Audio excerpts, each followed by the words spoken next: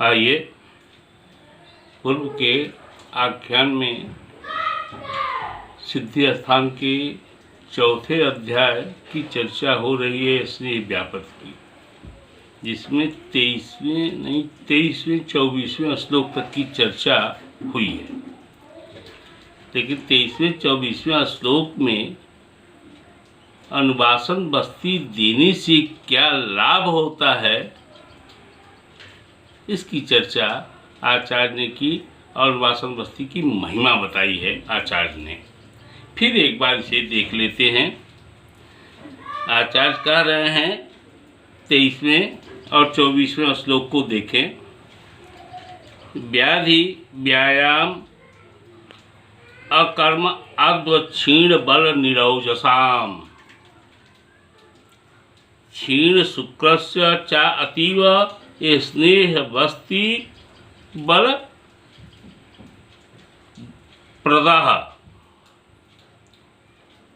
पाद जंघो उरु पृष्ठ सकटिनाम स्थिरताम पराम जनेत प्रजानाम च प्रजाम स्त्रीणाम तथा नृणाम। भावार्थ भी पहले हुआ है, लेकिन एक बार इसे और सुने। आचार्य कह रहे हैं कि जो व्यक्ति रोग से ग्रसित हों, व्यायाम और अधिक रास्ता चलने से क्षीण और दुर्बल हो गए हों और ओजहीन हो गए हों, तथा जिसका बल अधिक क्षीण हो गया हो, उन्हें स्नेह बस्ती का प्रयोग बल को देने वाला होता है। फिर कह रहे हैं आचार्य कि जंघा, उरु, पीठ, अंश प्रदेश और कटी प्रदेश को अनुवासन बस्ती बल प्रदान करने वाला होता है या बलवान बनाता है इन अंगों को। तीसरी बात कह रहे हैं कि स्त्री तथा पुरुष दोनों के दोष के चलते प्रजा स्थापन नहीं हो रहा है या बच्चा नहीं हो रहा है, उन्हें अनुवासन बस्ती देने से संतान की प्राप्ति होती है। यह है अनुवासन बस्ती की महिमा। अब चलिए आगे चलते हैं। श्लोक 25 देखें। 25 वात पीत कफात अन्य पुरुषैरावृतस्य च अभुक्ति च प्रणीतस्य स्नेह बस्ती सरापदा। 6 प्रकार की बातें कह रहे हैं आचार्य। स्नेह व्यापक क्यों होता है, अब यहाँ से चर्चा कर रहे हैं आचार्य। कह रहे हैं कि वायु की अधिकता होने पर, शीतल या अल्प मात्रा में स्नेह बस्ती देने पर, पित्त की अधिकता होने पर, अत्यंत उष्ण होने पर, अनुवासन बस्ती देने पर, अत्य उष्ण अनुवासन बस्ती देने पर, कफ की अधिकता होने पर, अधिक मृदु अनुवासन बस्ती दिया जाए तब, अत्यधिक भोजन करने पर, भोजन भी अत्यधिक रोगी कर लिया और गुरु अनुवासन बस्ती दे दी गई तब, 5वां मलाशय में अधिक मल भरा हुआ हो और अल्प बल वाली अनुवासन बस्ती दी गई हो, वह बस्ती अंदर रुक जाती हुई है और वह इसलिए बाहर आता नहीं है, या दोषों के बढ़ जाने के चलते स्नेह का बल दब गया हो। इन कारणों से स्नेह बस्ती बाहर नहीं आ पाती है। 6ठा कह रहे हैं कि बिना भोजन किए, ये 27वां मैंने 25, 26, 27 भी बोले जा रहे हैं, एक साथ बोलना इसको आवश्यक है। में शीतो अल्पे अधिके बाते पीते दूसरे कफे मृदु अति भुक्ते गुरुवर्चा संचयित अल्पवस्था दत्तस्तैरा व्रतः स्नेहो न यात्यभिवादपि अभुक्ते नाव्रतत्वाच्च यात् अत्युर्ध तस्य लक्षण। यहाँ कह रहे हैं आचार्य कि बिना भोजन किए हुए अनुवासन बस्ती देने से वह ऊपर की ओर आ जाती है, क्योंकि उसके स्रोत खुले रहते हैं। इस कारण से वह गुदा द्वारा बाहर नहीं जा पाती। आगे इस लक्षणों को फिर आचार्य बता रहे हैं। 28वां श्लोक देखें। सभी जो 6 कारण बताए गए हैं उनके 6 कारणों की चर्चा फिर यहाँ से शुरू कर रहे हैं आचार्य। अंग मर्द ज्वर अगमान शीत तस उर्पीड़नई पार्श्वरोग वेष्टनैर्विद्यात् स्नेहम वातावृतम भिषक। अर्थात जो 6 लक्षण बताए गए, वातजन पित्तजन कफजन नहीं खा के लेने पे, अधिक खा के बस्ती लेने पे, इसकी चर्चा अब आचार्य यहाँ से कर रहे हैं। 28वें श्लोक में से प्रारंभ किया इन्होंने। यहाँ लिखा इन्होंने वातावृत स्नेह बस्ती का लक्षण। आप कैसे समझेंगे कि यह जो बस्ती नहीं आ रही है क्या कारण हुए? ऐसे रोगी में वायु बढ़े हुए वायु के कारण स्नेह बस्ती बाहर नहीं आ पाती है। लेकिन इसके साथ साथ उसमें जो लक्षण होंगे, ज्वर अगमान, ठंड का लगना, शरीर में जकड़ाहट, उर्व प्रदेश में पीड़ा, पार्श्वशूल और अंगों में ऐंठन होता है। इन लक्षणों को देख करके चिकित्सक को समझना चाहिए कि यह अनुवासन बस्ती वातावृत हो गई है। आगे 29वें और 30वें में वातावृत अनुवासन बस्ती की चिकित्सा आचार्य कर रहे हैं।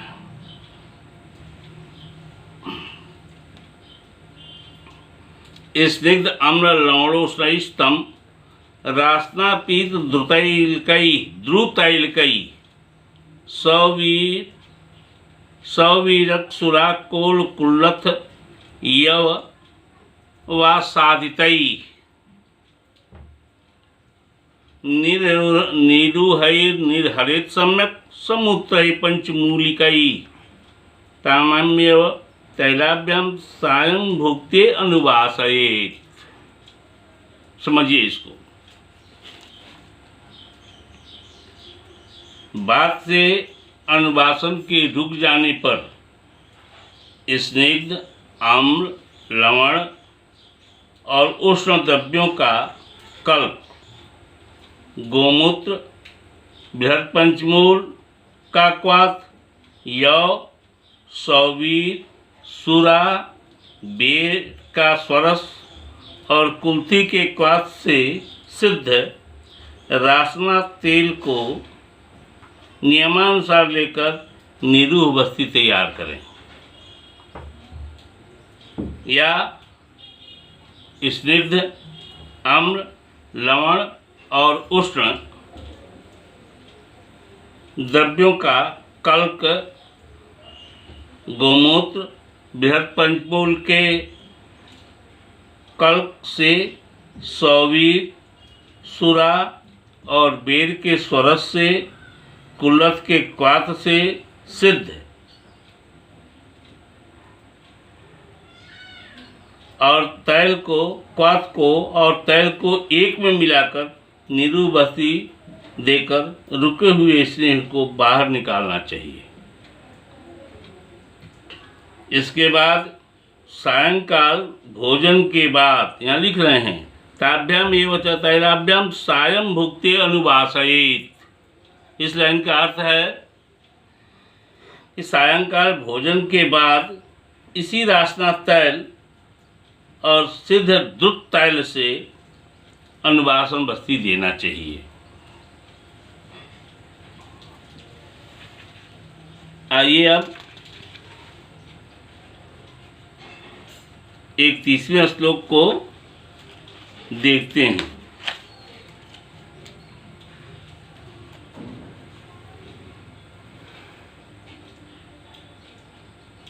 मोह राग तृषा मोहो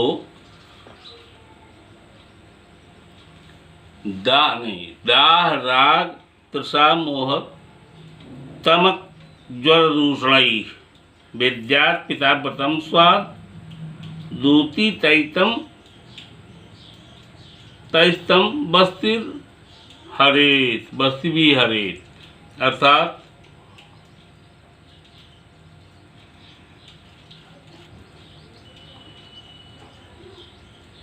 पिताव्रत अनुवासन बस्ती की चर्चा यहाँ हो रही है। यदि उदर में दाह हो, लालिमा, प्यास की वृद्धि, मोह, तमक, श्वास,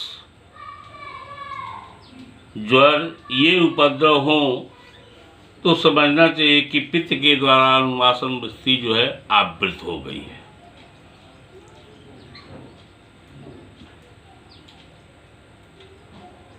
चिकित्सा में बता रहे हैं, आधे श्लोक में चिकित्सा बता रहे हैं।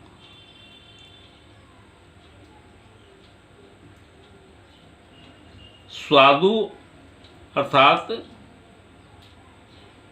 मीठे द्रव्यों से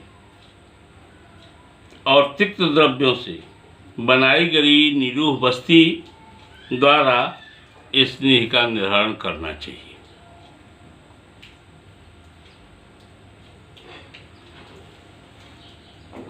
32वां श्लोक देखें। यह कफाव्रत अनुवासन बस्ती का लक्षण और चिकित्सा है।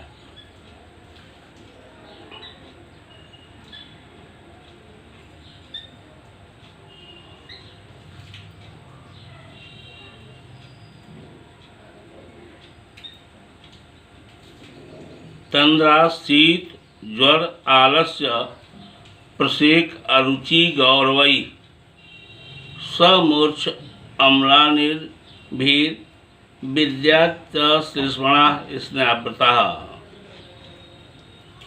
यदि रोगी को तंद्रा है, शीतल ज्वर है, आलस्य है, मुंह से कफ का निकलना, अरुचि, शरीर में भारीपन, मूर्छा और ग्लानि, इस लक्षणों को देख करके अनुवासन बस्ती के नहीं निकलने पर कफ द्वारा आवृत अनुवासन बस्ती समझना चाहिए। देखिए 33वें श्लोक में इसकी चिकित्सा क्या करे चिकित्सक, यहाँ बड़ा सावधान रहने की ज़रूरत है। यदि आप सावधान नहीं रहेंगे और अपने असिस्टेंट पे छोड़ देंगे कि हमारा असिस्टेंट पंचकर्म खूब जानता है, बढ़िया काम करता है, तो स्थान स्थान पर आपको काफ़ी कठिनाई झेलनी पड़ेगी। इसलिए कभी भी चिकित्सक को काम आप अपने असिस्टेंट से कराएं, लेकिन आप उसको वॉच करते रहें, तभी इस तरह की बस्तियों में चिकित्सक सफलता पाता है और रोग अच्छे होते हैं तो चिकित्सा का नाम होता है। देखिए 33वां श्लोक। कषाय कटु तीक्ष्णोष्णै सुरा मूत्रोप साधितै फलतैलयुक्तै सा अम्लैत् बस्तिभिस्तम विनिर्हरेत्। अर्थात कषाय, कटु, तीक्ष्ण और उष्ण गुण वाले सूरा मूत्र से सिद्ध किए हुए तैल में मदन फल का कल्क, खट्टी बेर, अनार आदि के कल्क को मिलाकर तैयार की गई निरूह बस्ती से अनुवासन रुकी हुई अनुवासन बस्तियों का निर्माण किया जाता है।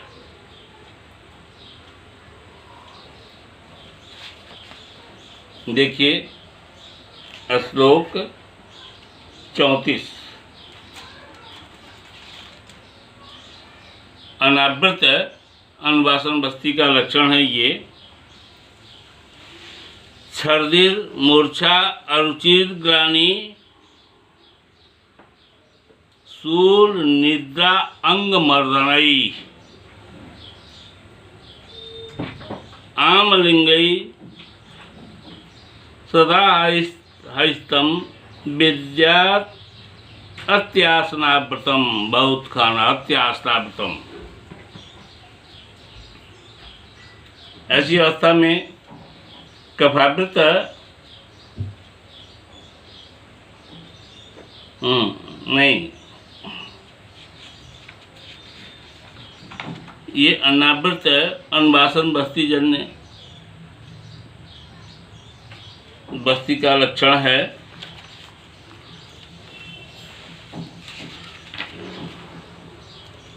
इसमें आचार्य कह रहे हैं कि यदि बमन, मूर्छा, भोजन में अरुचि,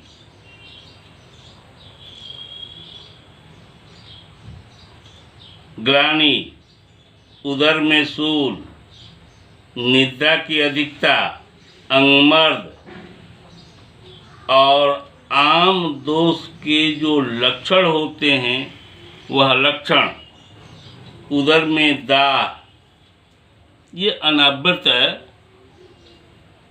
अनुवासन बस्ती के लक्षण हैं।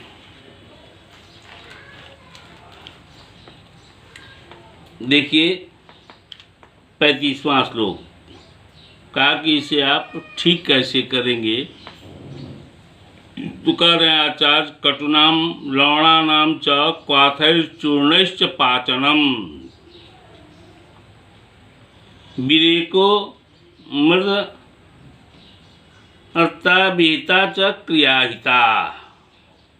अर्थात अनावृत अनुवासन बस्ती की चिकित्सा बताते हुए आचार्य कर रहे हैं कि कटु द्रव्यों के क्वाथ तथा कटु द्रव्यों और लौट द्रव्यों के चूर्णों से पाचन क्रिया करानी चाहिए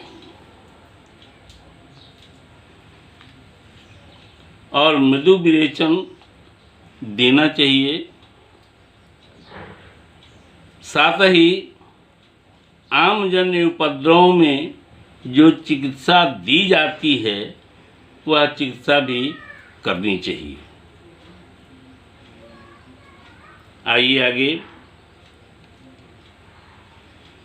36 और 37 श्लोक देखें।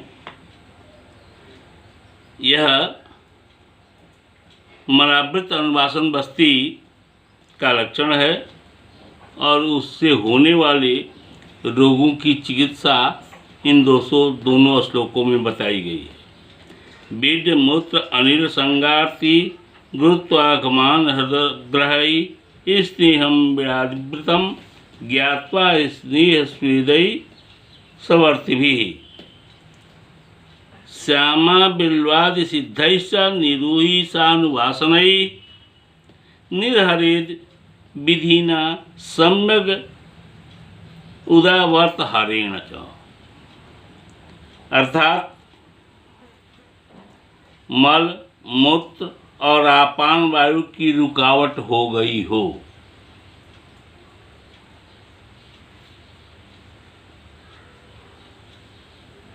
उदर में शूल हो, शरीर में भारीपन हो या उदर में भारीपन हो, अगमान और हृदय में जकड़ाहट हो, तो ये लक्षण मिलते हैं। इससे मलावृत अनुवासन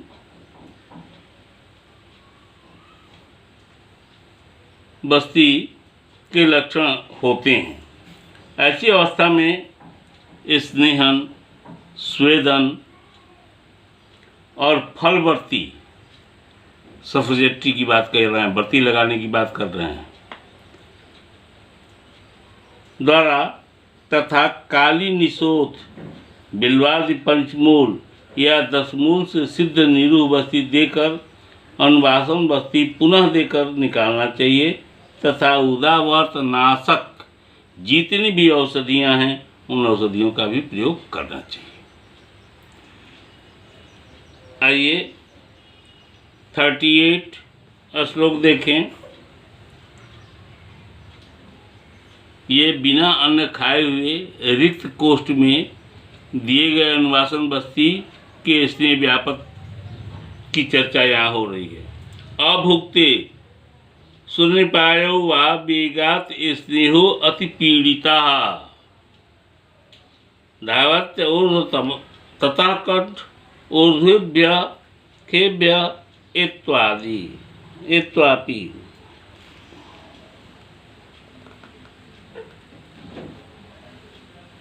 अर्थात खाली पेट में दिया गया अनुवासन बस्ती तो उपद्रव करता है। इसी की चर्चा यहाँ चर्चा कर रहे हैं कि बिना भोजन किए हुए या मलाशय मल से शून्य है। आपने काफ़ी विरेचन औषधियों को दिया है और मलाशय में मल नहीं है।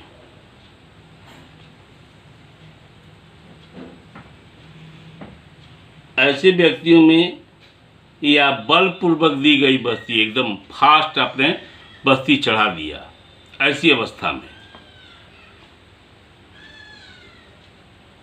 यह बस्ती ऊपर की ओर बढ़ जाती है और ऊपर की ओर बढ़ करके कंठ तक यह बस्ती चली जाती है और ऊपर छिद्रों अर्थात मुंह, नाक आदि से यह बस्ती बाहर निकलने लगती है। देखिए श्लोक नंबर 39।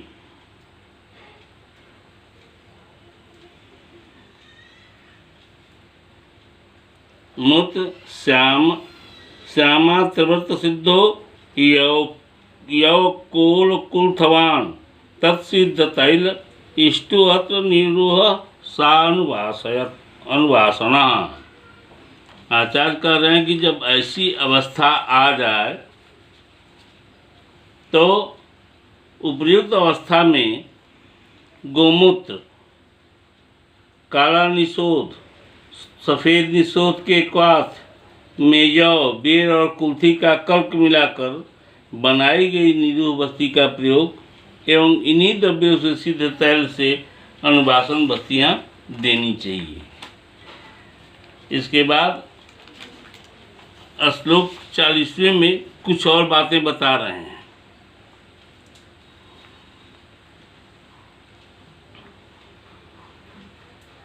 कंठाद आगच्छतः स्तंभ कंठग्रह विरेचनई छर्दिग्नि भी क्रियाभिश्च तस्य काय निवर्तनम। यदि स्नेह कह रहे हैं आचार्य, यदि स्नेह कंठ से आ रहा हो तो मुख के ऊपर शीतल जल छींटना चाहिए, सडन करना चाहिए। या आपका स्टाफ नहीं कर सकता या बड़ा इमरजेंसी होता है, ऐसी अवस्था में टैकिया में भी इस बस्ती के जाने के चांसेस रहते हैं। तो तत्काल शांत करने के लिए यदि आप असिस्टेंट से काम ले रहे हैं और आप वहाँ उपस्थित नहीं हैं और बस्ती फास्ट चढ़ा दी गई हो या रोगी कुछ खा करके नहीं आया हो, बस्ती दे दी गई हो, तो इसका ऑब्जर्वेशन तो आप ही कर सकते हैं, आपका स्टाफ नहीं कर सकता।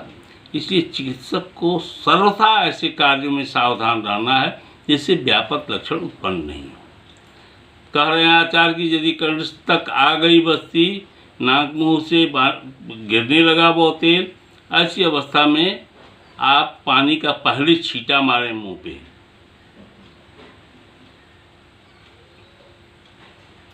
और कंठ को दबाने की बात कही गई है, तो कंठ आप ऐसे नहीं दबा दें कि रोगी का जान उसे जाए चाहे नहीं जाए, आपके दबा देने से चला जाए।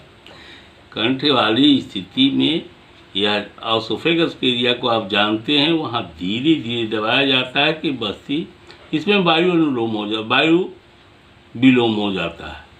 और वायु की विलोम अवस्था बड़ी खराब अवस्था होती है। ऐसी अवस्था में धीरे धीरे दबाया जाता है ताकि नाक और मुंह से जो बस्ती आ रही है वो न आने पाए। लेकिन ऐसा नहीं दबा दिया जाए कि टैकिया पर असर पड़े और श्वास निकलना बंद हो जाए आपका।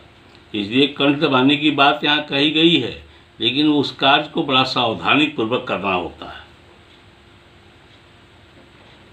रोकना चाहिए, जिससे इसलिए नीचे चला जाए।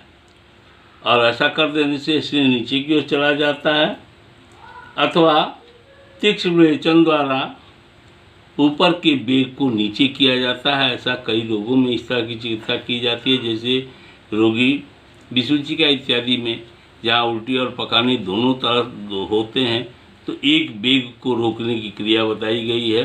तो सबसे बड़ी बात होती है कि जहाँ वायु विलोम हो गया, ऐसी अवस्था में ही इस तरह की बातें आती हैं, तो वायु को अनुलोम करने की बात कही गई है। इस तरह की चिकित्सा देनी चाहिए, या तीव्र विरेचन दे करके जल्दी से जल्दी वायु की गति को नीचे की ओर किया जाता है।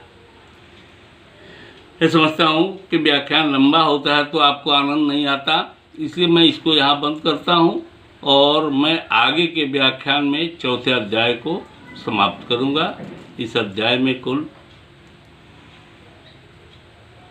15 श्लोक बचे हैं, जो आगे के व्याख्यान में मैं करूँगा। धन्यवाद।